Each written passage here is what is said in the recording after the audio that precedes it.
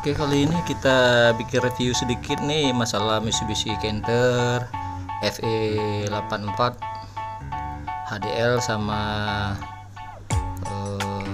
FE75 SHDX ya. Perbedaan ini aja, cuma perbedaannya power lebih besar yang HDL 84 dan sasisnya lebih panjang dan lebar. Bagus untuk digunakan untuk ekspedisi. Ini kita lihat perbandingan yang 75 HDL ya,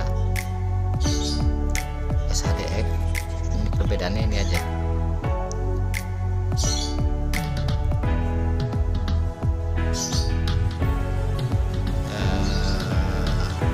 Dia itu kalau ini untuk FE75 SHDX dan dia itu powernya ini untuk speed ya, speed atau untuk aja. Dalamnya keren, luas juga, giginya udah di atas ya, nggak di bawah.